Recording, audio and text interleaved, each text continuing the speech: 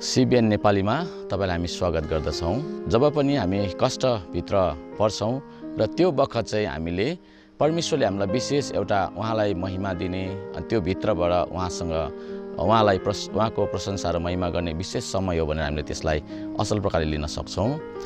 जस्तै प्रेरित 16 अध्यायमा हामीले त्यहाँनिर हेर्दा प्रेरित 16 को 25-26 तर आधा राततिर पौल र सिलास प्रार्थना गर्दै परमेश्वरका भजन गाइरहेका थिए र अरू कैदीहरूले सो सुनिरहेका थिए। तब एकासी ठूलो भैँचालो गयो र झ्यालखानका जगहरू हल्लिए र तुरन्तै जम्मै ढोकाहरू उग्रिए र सबै बन्धनहरू खुले।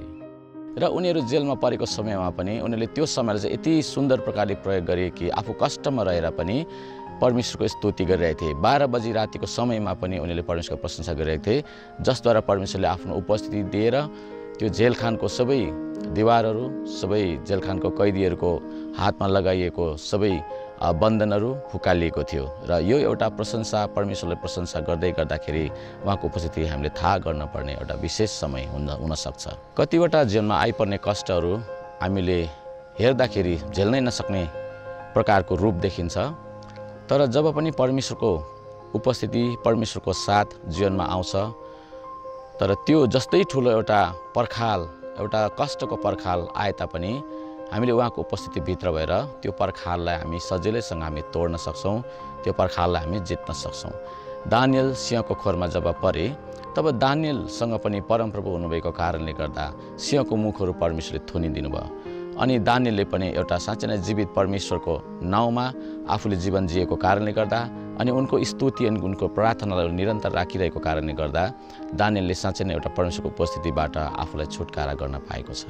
भजन सङ्ग्रह 34। हर समय म परमप्रभुको प्रशंसा गर्नेछु, उहाँको प्रशंसा निरन्तर मेरो मुखमा हुनेछ। मेरो प्राणले परमप्रभुमा गर्व गर्नेछ, कष्टमा परेकाहरू यो सुनेर खुसी होन्। म सँगसँगै परमप्रभुको महिमा गर र हामी एकसाथ उहाँको नाउँ उच्च पारौँ।